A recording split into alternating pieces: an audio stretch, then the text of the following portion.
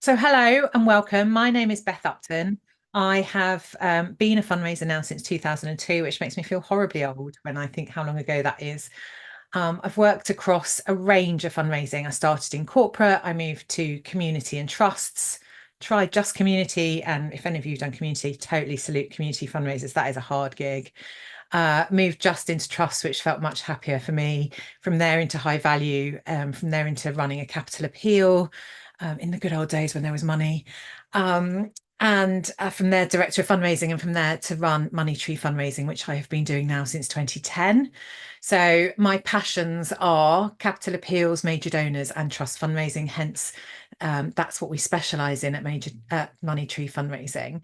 And I run both the Trust Fundraising Hub on Facebook and also the Major Donor Fundraising Group on Facebook. And at the end of this, I will share the links to those for you in case you're not members. They're free. It's a real kind of team spirit. For me, it's about creating that sense of camaraderie and collegiate support that I know, having worked in lots of small charities before the internet was as great as it is now, it was really hard to find. It felt really isolating some years to be the only high value fundraiser, to be the only major donor fundraiser, be the only trust fundraiser, and in one case, the only fundraiser. So I know how lonely and isolating fundraising can be. I've also worked from home since 2009 or 8, I can't remember now. So really familiar with how isolating that can be as well. So really important for me that we are able to build networks using the power of modern tech. Hence, inviting you all to put your LinkedIn profiles in the chat. And like I say, the two Facebook groups are there for kind of collegiate team spirit as well. So please do join those groups, get involved. It's no such thing as a stupid question.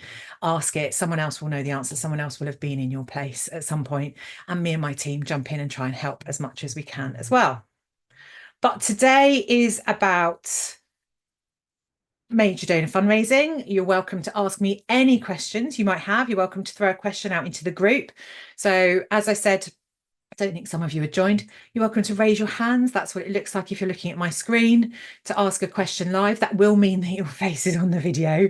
If you don't fancy that, you're welcome to pop your question in the chat and ask away. I am having a quick flick back through the chat. So many of you have brilliantly put your LinkedIn profiles in there. I just need to close that one for a second. Double check I've not missed a question. I don't think I have.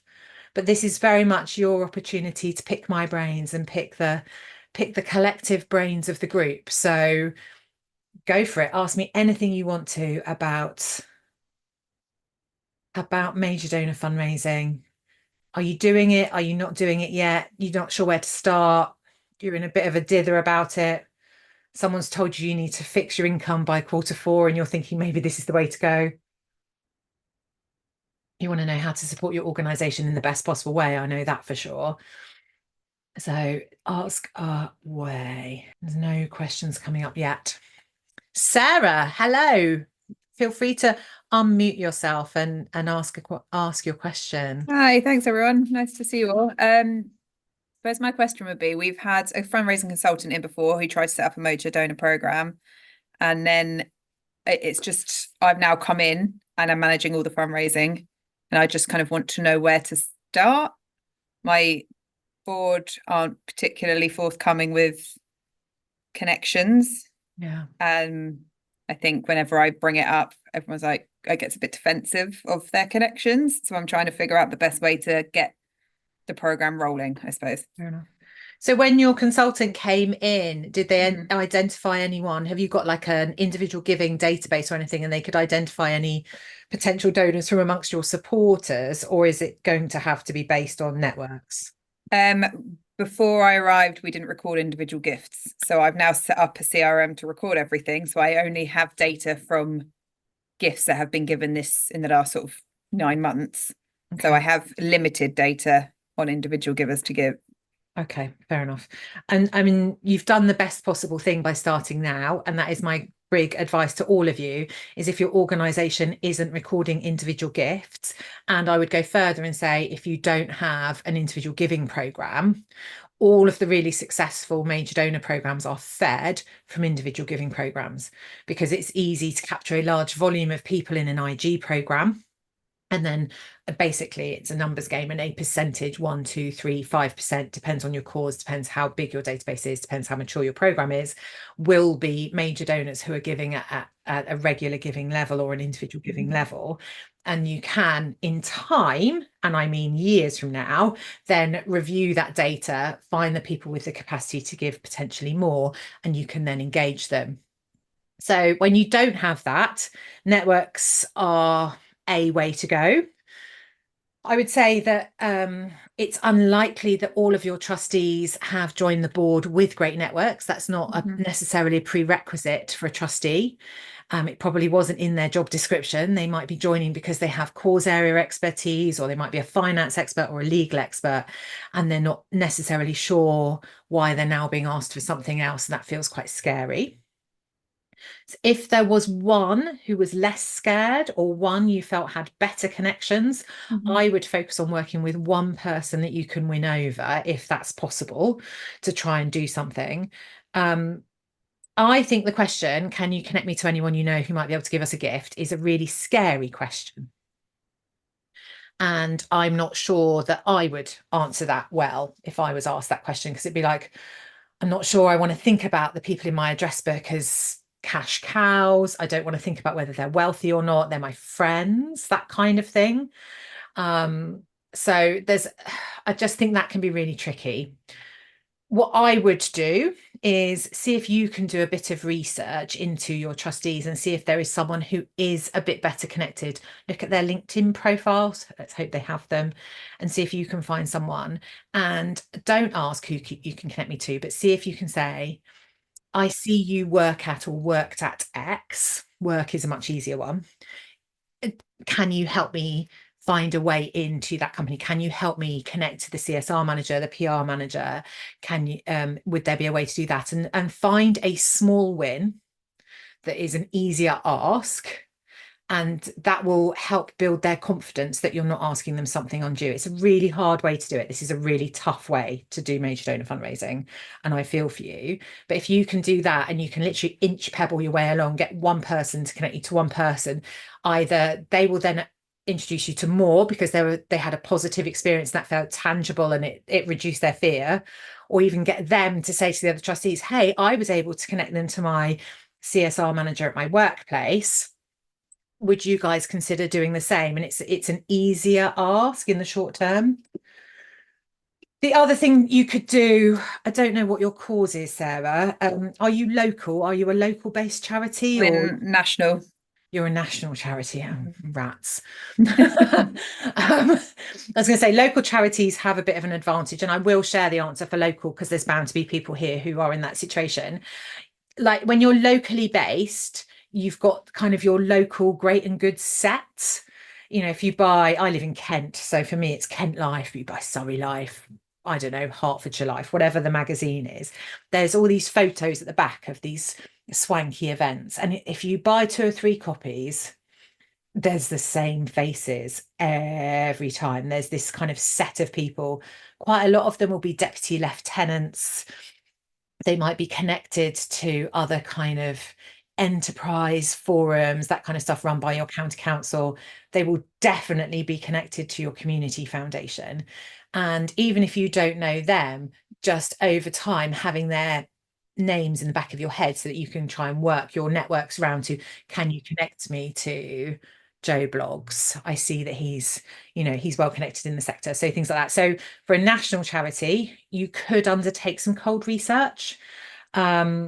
There are agencies who do that. You could give them a brief, explain about your cause area and where you're at. You can even give them the names of your trustees and your senior management team, and ask for a set of names that the research company both can see have an interest in your cause and potentially a connection to someone you know. And then you go back to those trustees and that senior management team and say, hey, we have identified Joe Blogs as a potential major donor. Can you please help me find a path to that person? So there's that. It does cost money to do that, but it would be quicker than waiting for your IG program to come to fruition. So I'm sorry, it's not a very easy answer, Sarah, but hopefully it's given you some ideas. Really helpful. Thank you. Great, thank you. Wendy was next. Is a major donor event a good idea? I'm being pressured to organise a major donor dinner to celebrate our 25th anniversary next year, and Tracy would also like to hear about that. So I have really strong opinions about events. Broadly, I think no. But it's never that simple, right? So if you have an existing major donor program that is based on great relationships, and you have a cohort of donors for whom events works, they want to come together, they want to hang out as a group, they enjoy that sort of thing, and you can either to yourself or to your boss perhaps justify that paying all that money to let them have a posh dinner will bring forward a larger gift or a sooner gift, then yeah, do it, absolutely.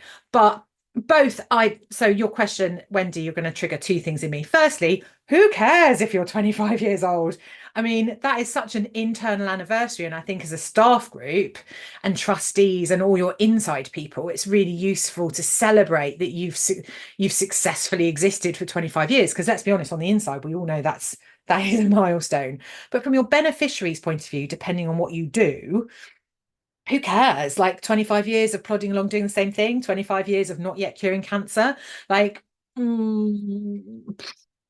so I don't think that you should do a donor dinner just because it's your 25th anniversary. I think donor dinners as part of relationships can work, but you've got to have a good reason for it. They cost a heck of a lot of money. So you've really, really got to make sure that the net income as a result is going to be worth it. And you wouldn't get the same results by just having one-to-one meetings and asking people for gifts. I guess if you have a brilliant strategy for what's going to happen for the next 25 years, one thing like to kind of keep your bosses happy, but also do something that is useful could be that you give these major donors the inside track of the strategic launch. So before you go public with it, you could have a look, come to dinner. The chief exec will be here, our director of services, the key people they want to speak to who aren't us fundraisers. We want to share with you the inside track of our plan. We've been here 25 years. We've done some really good kind of review of where we've got to, and we want to share with you what our vision is for the next period of time. We want to launch this, but we want you to know about it first. So that can really be useful, not necessarily in terms of a cash gift directly or instantly, but that inside track is stuff that they want. If they're proper major donors, if they're proper philanthropists, as opposed to kind of mid learners who are being generous, then they can buy pretty much most things. What they can't buy is inside track on stuff. So that can be really useful for them. But dinners for dinner's sake, necessarily, no. Liz, hi from the Eve Appeal. Love the Eve Appeal. Just as a sidebar, Liz, also love your boss and your boss, chief exec, and your head fundraising. Big fans of both of them. Any experience of reconnecting with past major donors? They're happy to be contacted. Yes, absolutely. It is not easy, Liz. They will remember that they did engage and then got forgotten, and that will be hard to get past. You've got to be gentle and you've got to try it. It's the right place to start, because there isn't like some massive pool of major donors we can all go and fish for a new pool we used to be able to in the good old days of IG. I don't even think we can do that in IG anymore. I would start really gently. I would start by, again, kind of that strategic thing. You want to talk about where the organization's going. Have you had a key research breakthrough that you haven't made public yet? Are you on the cusp of something? Do you have good enough records that you know what they gave to when they last gave, that you could give a specific update? Like, I know you were really interested in supporting our research into the BRCA gene. And this is really broad brush, sorry if I've got that wrong, but and we've hit some real big milestones recently. I really want to update you because I know you care, and really gently and slowly win over their trust. Challenges are going to be around the fact that they will think that you have enormously high staff turnover because charities do and donors don't. And bringing them back into the fold in terms of trusting that you won't go anywhere, or making sure that the people who won't go anywhere, like your chief exec, and that's not just Eve Appeal, but anyone, your chief exec tends to stay longer, right? Has the capacity to manage those relationships well. And the problem is chief execs tend to have a lot thrown at them and don't necessarily be able to do it well. So again, I think of a reason why they would want to reconnect that's more than what they might already be getting on a newsletter or hearing in the press. And it can happen really successfully. We're doing a piece of feasibility at the moment for an organisation that has lots of lapsed donors from 10 years ago. They did a big capital appeal 10 years ago, and then they let all their donors go. And we have been astonished by the goodwill that still exists amongst that donor cohort. Like, they are hacked off. They are, I can't believe I gave, and some of them have given six-figure gifts, right? And we haven't heard until they want more money, because this is what this is about. And we can't lie, we're doing a capital appeal feasibility study. They want more money, right? So, and I'm with them. I think that is shocking. And absolutely, I completely agree with the donors. But, in the next breath, they're like, but obviously we care deeply about what this organization does. And we see that the organizational side is hugely effective, and we want it to succeed, and we benefited from it, and we observe it being brilliant. Therefore, we will. And trying to have really honest conversations, it can be a lot easier as a consultant, but you can do it internally if you're brave enough, about, what if we were to do it better this time, what would it take to win you over? Perhaps not being in your first conversation, Liz, but having those really blunt conversations and being really open to some honest and slightly brutal feedback can be quite nice for the donor. There's nothing like being heard when you've made a complaint. Basically, it's one of those psychological moments where if you're given the opportunity to complain and you see that you're heard and you see that change takes place, you're more likely to be won over than if you give a compliment. Genevieve, where to start when new into an organization? Start with who you know, Genevieve. That's a really short answer, isn't it? That's probably not the most helpful thing I could say, but start with who you know. So if you have a database of donors, if you have a database of newsletter recipients, anyone like that, if you have a Facebook group, those kinds of things, depending on your cause, you can start with your beneficiary groups as well. Obviously, there's a sensitivity around that. It depends who your beneficiaries are and what your cause does as to whether that is appropriate or suitable. But don't be afraid to include beneficiaries in the opportunity to fundraise. Is a kind of broad brush thing, might not sit under major gifts particularly, but those people who are benefiting want to know how to say thank you, and that can be really helpful. Going back to the answer I gave at the start, to Sarah, if you then don't have anyone, if you're local, start with the local great and the good and start building networks that way. Local councillors is another good way to go. So kind of deputy lieutenant's office, all the kind of titles people get, like the high sheriff and those kinds of people. And your community foundation can connect you to local well-to-do people who will be connected to major donors, and some of whom will have an interest in your cause if you're local. And see if you can persuade one person to open their networks. So if you have that one person, if you don't have anyone, so say you've got a trustee board that's really beneficiary led, which is brilliant, and I really advocate for those. I would be advocating for an additional trustee post who is someone who is better connected, because we all agree that you need someone with legal expertise on a trustee board. We all agree you need someone with finance expertise on a trustee board.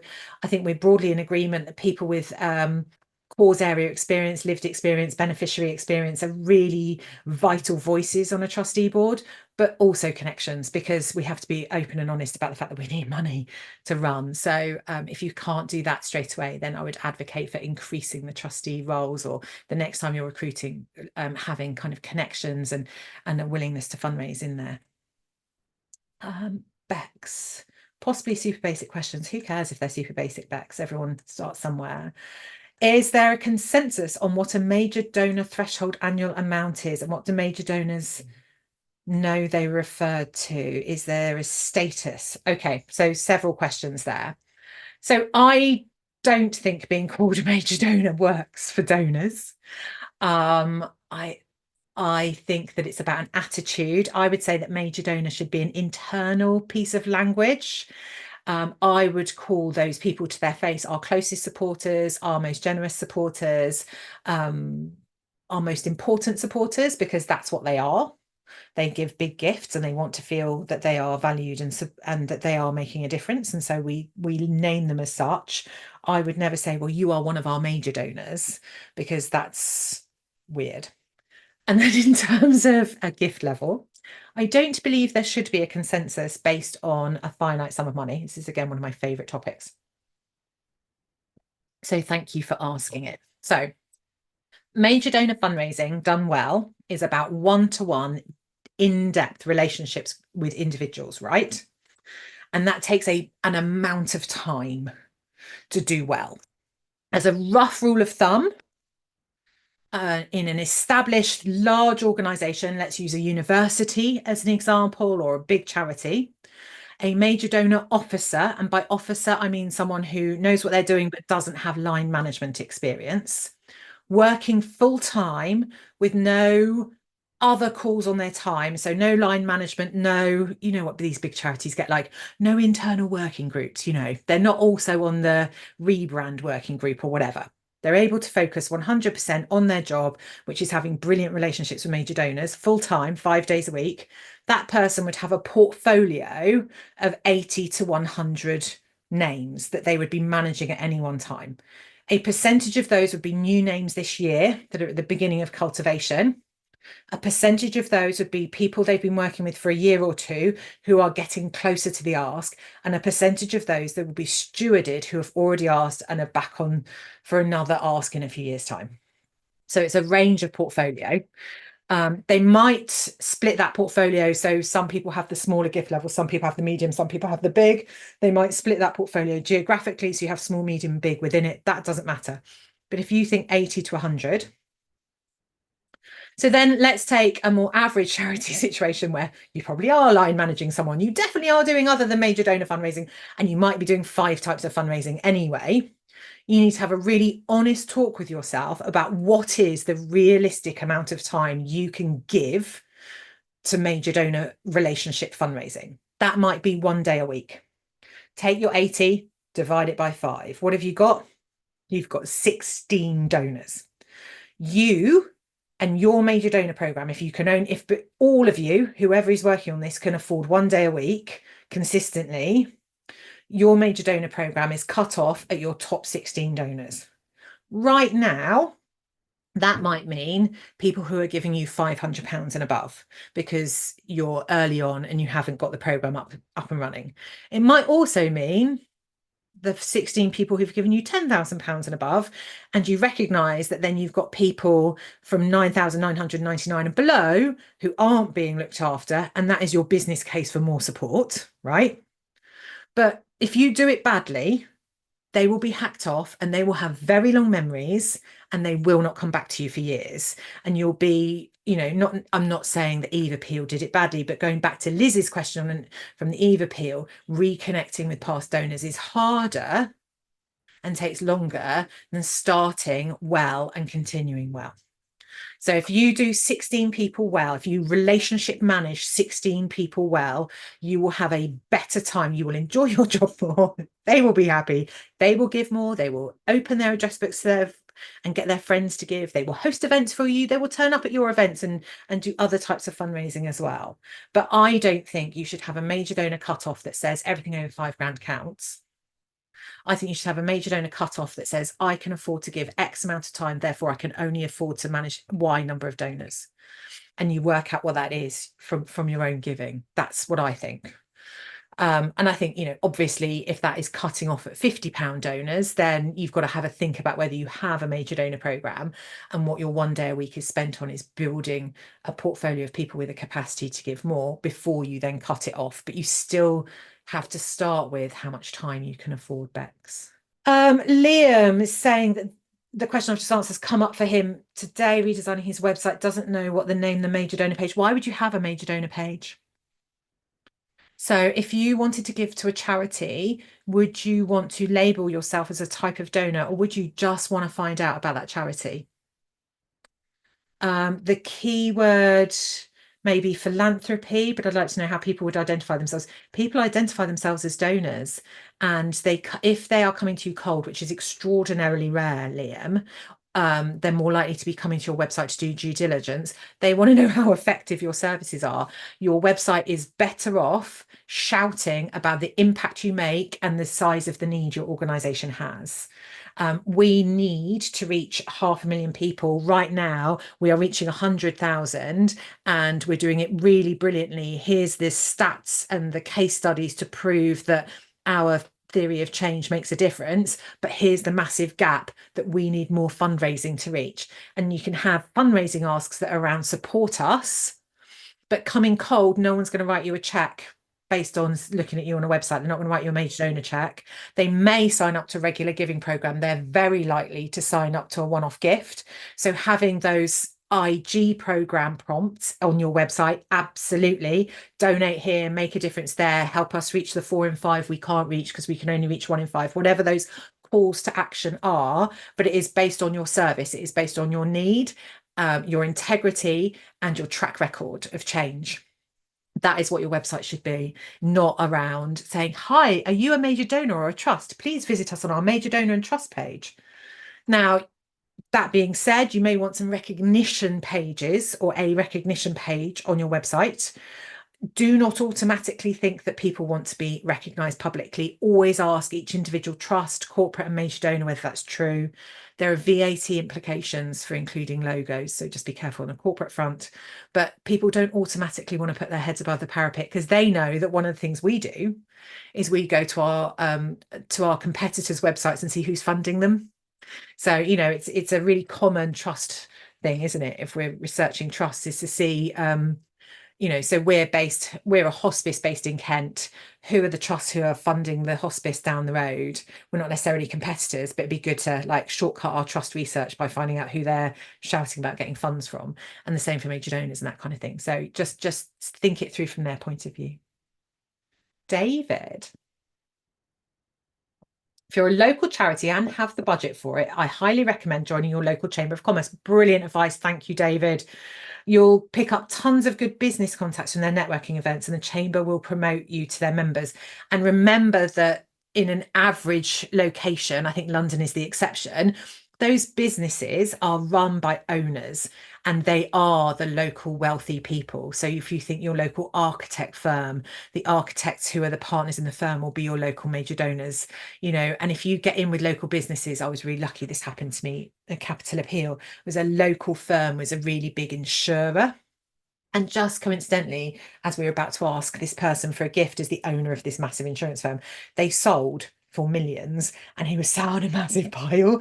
And there's this kind of like one-off lifetime moment, and we happened to be there for it. And he was therefore able to give us a significantly larger gift because he was sat on this cash pile. So Chambers of Commerce. The other one that I know people try, and depends on the group, is BNI as well. If you can get a decent group that understands you're a charity and therefore it's not the same reciprocity in terms of networking, and it's allowed to be a one-way street, and you can get a free seat at a BNI in some chapters, then that can be really useful for local businesses as well. Rotaries, thank you, Leanne, for adding that as well. And if any of you are Masons, or if any of your team are Masons, it's not as secretive as it used to be. That can also work as well.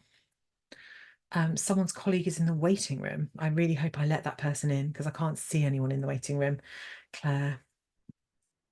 Let me just double check. There's no one in the waiting room now. Good. Wendy, thank you. I'm glad you like that. Liz, thanks for the feedback. Looking for some inspiration. Lucy, any tips or ideas on excellent stewardship, extra touches or recognition? Goes beyond anything beyond personal recognition. We have an event with a group of long-term major donors. Lucky you having long-term major donors, Lucy. You should probably come and host one of these. And fundraisers, and we want to make sure we don't miss the opportunity to build a deep sense of involvement and gratitude.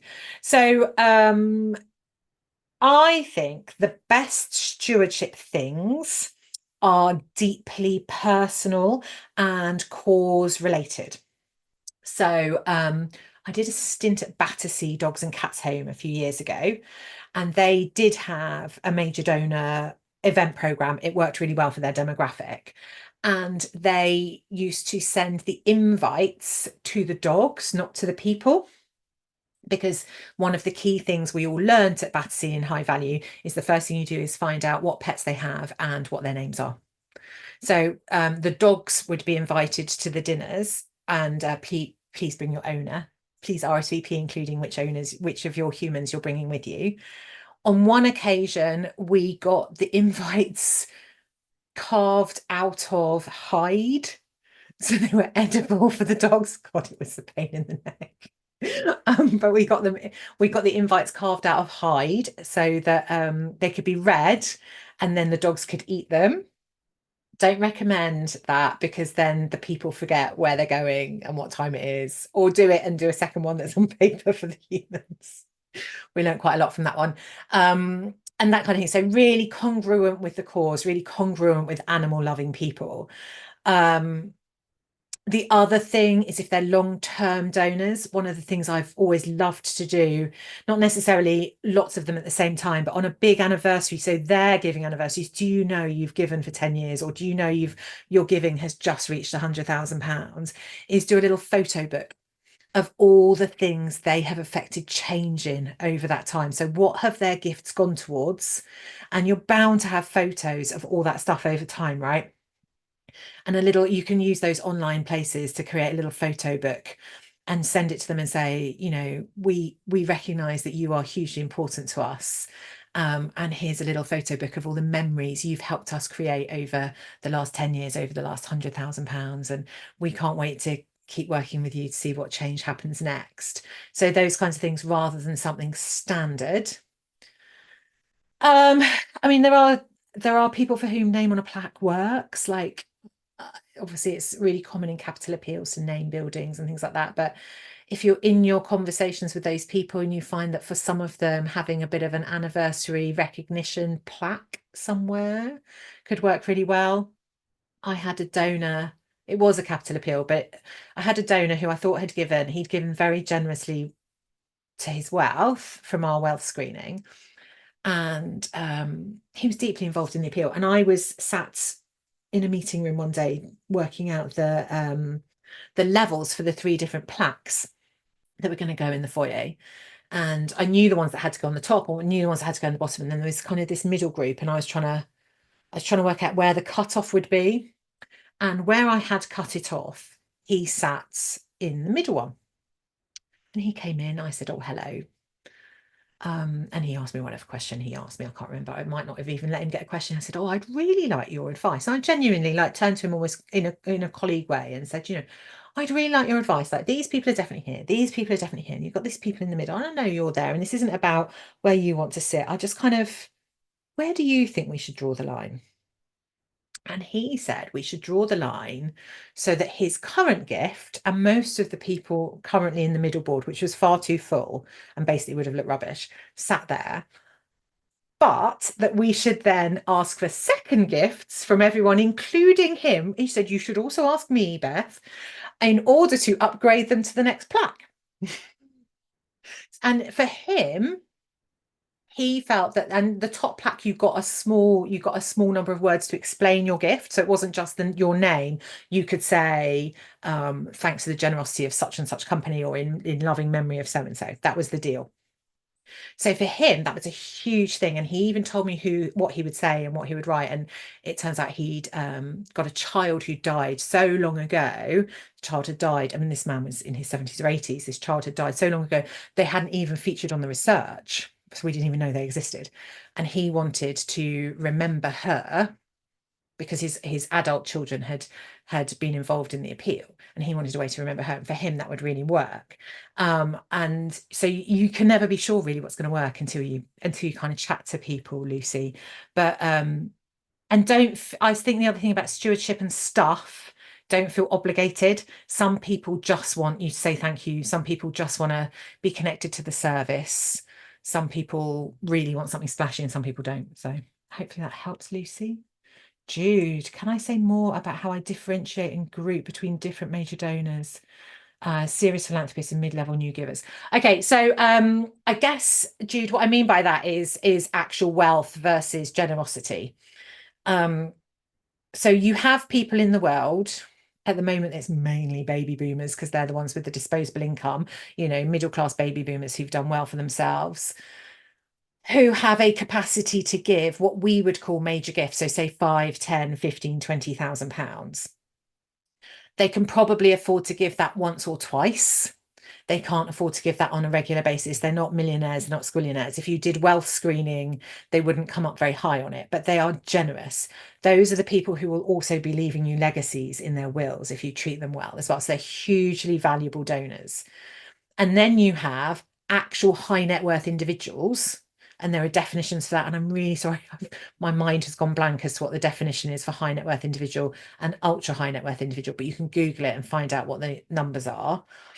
And they sit on piles of money that they could afford to give. So those high net worth individuals, if they are giving to charities regularly, are what I would call serious philanthropists. They're probably connected to donor advised funds, or they have charitable trusts, or they're connected in some way to those things. And they're thinking carefully and strategically about their philanthropy, and they are phrasing it as their philanthropy. They are seeing themselves and labeling themselves as philanthropists. The first group I talk about, people who are super generous, but whom the numbers, if you just did some number analytics, wouldn't stack up to their generosity, probably don't call themselves philanthropists. They might call themselves donors, but they care deeply about your cause for a really personal reason and are giving to your charity. I would also say the third group I would include is high income earners. So they don't classify as high net worth individuals, but they are earning what most of us would consider to be very large sums of money. So they're regularly earning six-figure salaries plus mega bonuses. Not all of those people are philanthropic minded, but a percentage of them are, and a percentage of them are giving to charity on a regular basis. So I would say that I kind of categorize those as three different groups. Your high earning people aren't ready to talk about legacies yet, but your legacy experts will help you work out how to involve them in that. And your philanthropists have probably got their own legacy sewn up. So that might be that they are giving a specific thing, or they've got a trust or whatever.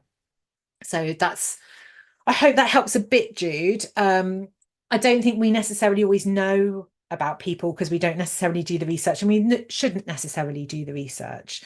We do research and we keep data that is proportionate and required, rather than just to kind of get that edge on people.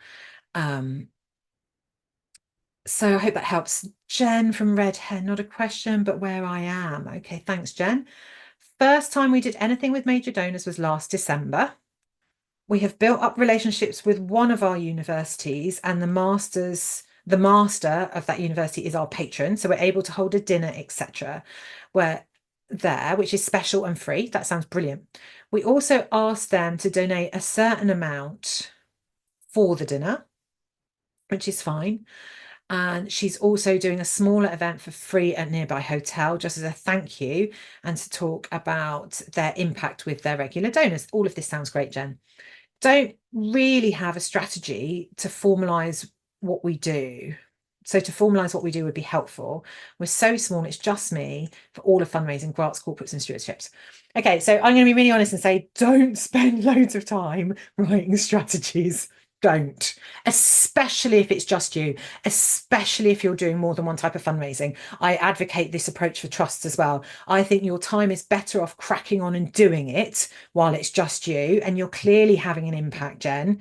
You've got donors, you've got people giving, and all the rest of it. And I think rather than worrying about a formal strategy, you need to think about key principles, right? So your principles are about one-to-one relationships, using those conversations to move the relationship forward. And forward means them being closer to the cause. So what can you do to connect them better to the cause? And what can you do to learn more about them? And what you're trying to find out is what is going to drive them to give again and give more. What are their passions that relate to your charity, right? What is it? Where has it come from? Is it personal? Is it professional? Why do they care about your cause? What aspect of your cause do they care most about? So in a typical organization, you'll have a range of services, you might have a range of locations, you'll have a range of something, and you bet your bottom dollar each donor is looking at you from a specific angle and thinking that is the bit they would cherry pick to support. So your time is best spent working out what that is, making sure that they know the most about that thing once you've worked out what it is, and then not being afraid to ask them for financial support for that thing. You don't need a strategy to work on those principles. So why do they support your charity? Which aspect of the charity is most important? What drives their giving decisions? And what do you need to find out to be able to answer those questions? That is your strategy for major donor fundraising. And that only changes at the point where there's so many you can't deal with it and you need to put a business plan together for hiring someone. And then you need to think of a more strategic approach because it's not just you. Sorry, I Holly, just have to hi. unmute and say thank you so much. It's Jen here. That was incredible. And that, yeah, I'm crying with just thankfulness. So thank you so much. Oh, you're really welcome, Jen. Thank you. That's really kind of you to say. I feel like sometimes I'm a bit blunt, so I appreciate that it's been well taken. Holly, hi. Where is the best place to understand how to keep yourself in check? Read GDPR, please. Oh, Holly. The actual best place to keep yourself in check in GDPR is in GDPR, I'm afraid to say. But the second best place is well, so I would say there are two places. They're both Facebook groups. There is a GDPR subgroup of fundraising chat. So if you're on fundraising chat, there is a GDPR subgroup in there. You can ask questions, and there are people who know what they're talking about. If you want to know specifically about GDPR as it relates to major donor fundraising, I probably don't have time to answer your question on these chats. I've only got 15 minutes left and I've got loads of questions to get through. But if you want to go to the major donor fundraising group, which I run anyway, and you ask a question, then I can take my time to give you the best support I can. I'm not a GDPR expert, but it is something we do as a consultancy to support us. If you want to learn about GDPR, and I would advocate we all have to do that, and I think it's the most grown up, boring thing we can do, but it would be great. I hugely recommend a guy called Tim Turner at 2040 Training. He is not a charity specialist, but he knows enough about charity. Tim, I went on Tim's training at the launch of GDPR and he spent so much time with me working out how to make it work within the slightly different confines of being a charity as opposed to being a company. There's nothing he doesn't know. And he does these half-day courses, does these online courses, and honestly, it would be the most useful money you could get your organization to spend if you could get yourself under the skin of understanding the nuance of it so that you can then advocate, well, basically for legitimate interest wherever possible. That's what you need to do to make GDPR work for you. GDPR is not a set of rules, it is a set of principles. Most organizations are coming at it from a place of fear and lack of knowledge, and therefore are basing too much of their processing on consent, in my opinion, and making it really hard for us as major donor fundraisers. That includes the big charities, and then the smaller charities are going, well, if that's what so-and-so is doing, then that's what we ought to do. And that's absolute bunkum. They don't know any more than you do.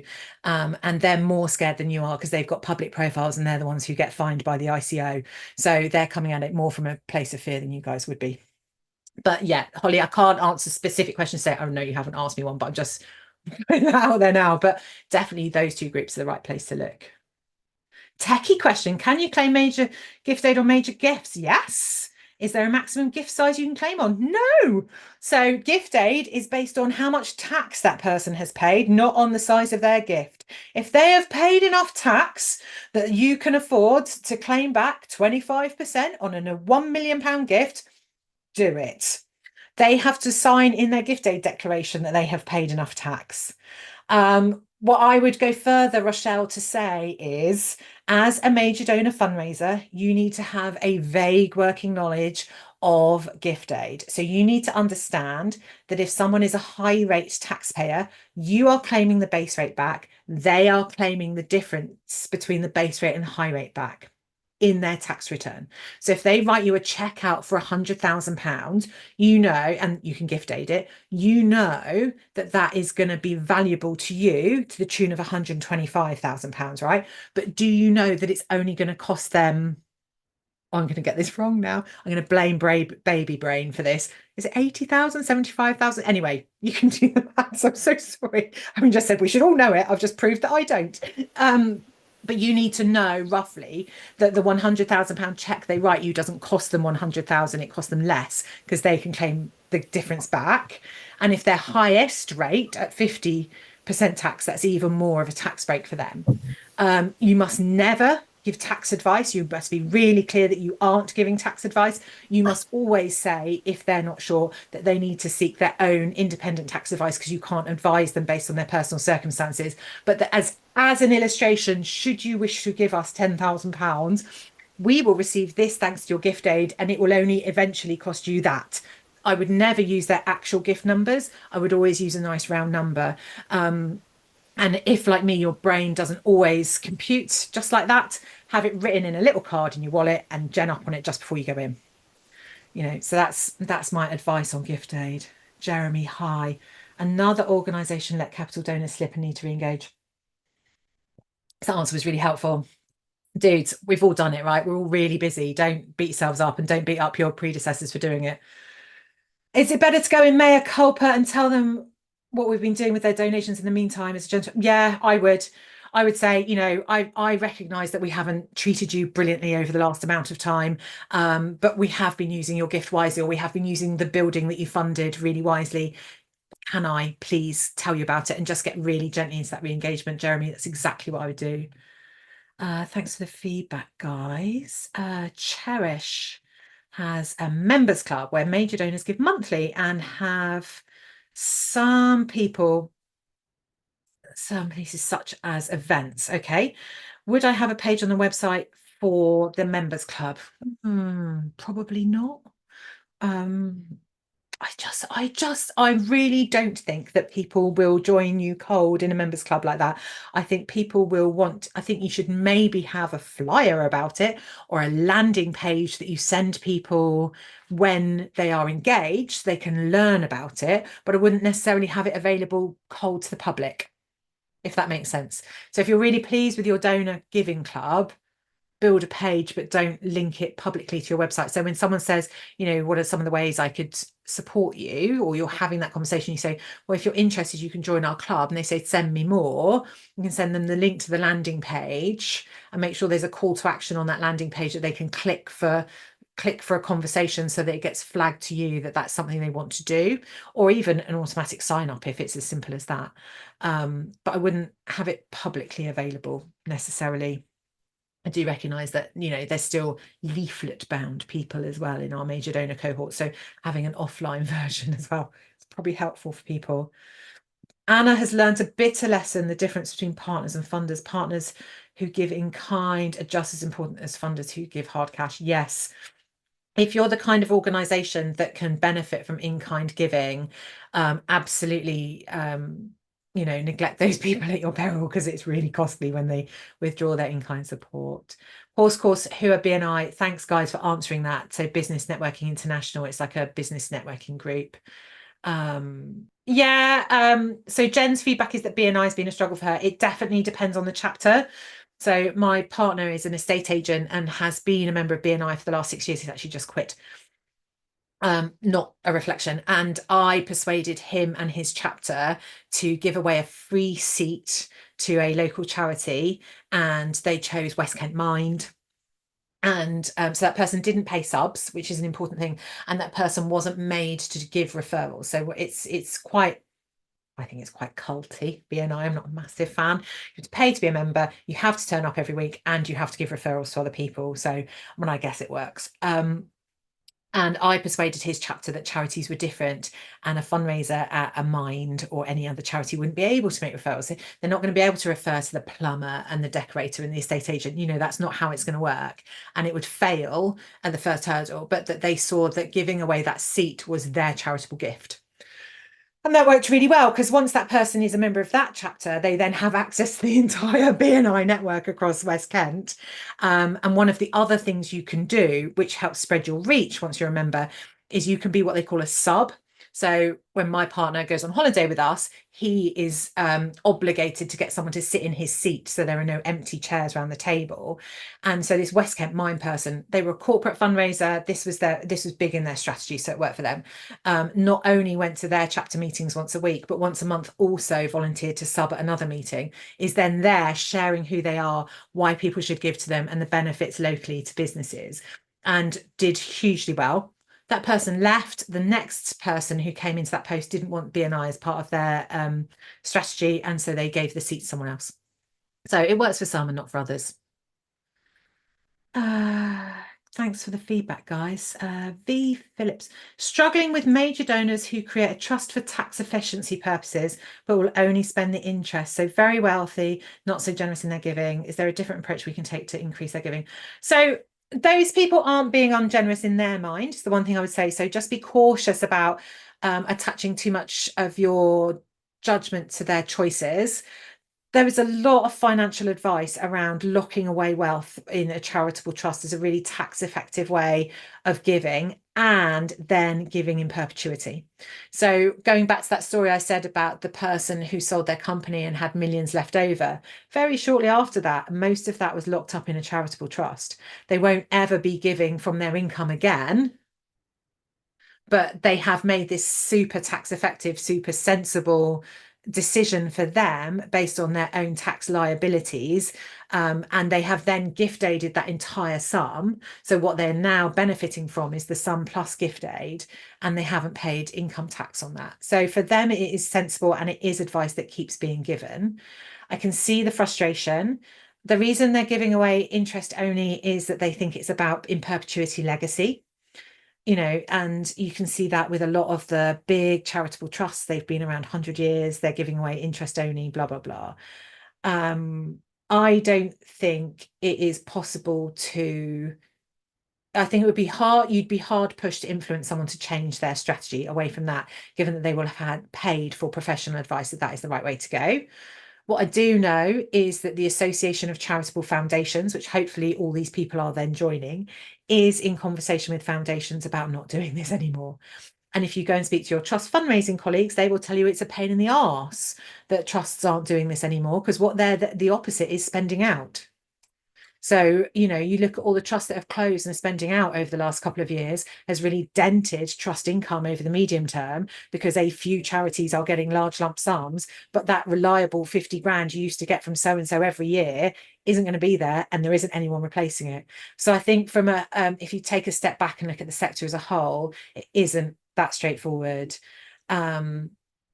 I don't think we can blame people for being tax effective and tax efficient, and they are still giving their interest. I would say that that's if you know the individual, you can really, really focus on persuading them to give you a large lump sum, but that is a big conversation, and not going to be an easy win, I think. But if you think that's the right way to go and you've got a good enough relationship with a specific person, go for it. Otherwise, I think just sit back and accept it and work something else, probably make you happier in your job.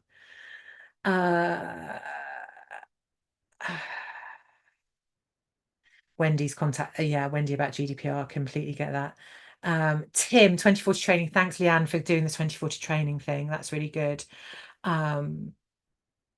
Yeah, and the conversation we just had, we know that they've recently sold shares worth millions. And yeah, exactly, that's what your trust fundraisers are saying. So guys, we've got a couple of minutes. I can see people are having to leave already, which is absolutely fine. Thanks so much for the positive feedback. I really appreciate it. But if you have got a last quick question, you're welcome to ask it now, or jump on and just unmute yourself and say something if you want to. Otherwise, thanks so much for your time.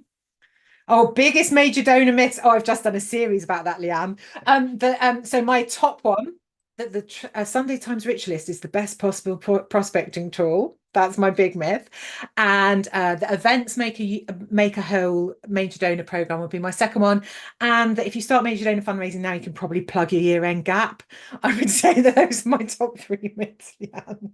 And I would love to bash them. So there will be another one of these soon. It won't be with me. I am 35 weeks pregnant this week, and I'm going on maternity leave at the end of this week. This is my favorite thing. So I'm really excited that this is my last job before I go away. I was saying to one of my healthcare professionals this morning, it's a really affirming thing to do, to remind myself I'm really good at my job before I plunge myself back into new motherhood for the first time in 6 years, and remind myself I'm not probably very good at that. I haven't done it for a while anyway. But my team is going to step up, and we are going to have these live things. So by coming today and getting a ticket, you have been joined onto our mailing list. You will hear about the next one. Please do join the Facebook group. I have failed dismally to send you the links for it today, but we will send the recording. It might take a little while. I haven't even sent August yet. I'm afraid I've been a bit busy being pregnant. And I can't wait to see you guys all again next year and hear how it's been going. But thank you for your time today. Thank you for your questions. I really appreciate you guys all taking the time to help each other as well. And yeah, so my final thing is just, connect with each other, find each other, ask each other for support, be each other's support. That's what's got me through, how many years is it? 22 years of fundraising, is finding my tribe and not being scared to talk about my problems with each other, whether it's in a big forum like this, on a Facebook group, or just finding some people I could write to and say, hey, I see you're doing a similar job. Could I pick your brains? Do you know someone I could go to? And that's what's going to get you guys through. It's not going to be easy, but we're going to do it. Thank you, Beth. We're going to do it. And so are you with the new baby. None of us has much choice, do we? I've got to keep the baby alive. You lot have got to keep your organisations going. Like, it's very similar. It's not necessarily easy, but it's wildly fulfilling when we do it, isn't it? So, and that's why we all stick at it. So anyway, thank you all so much. And I'm going to say bye for now, and I'll see you all next year. Bye.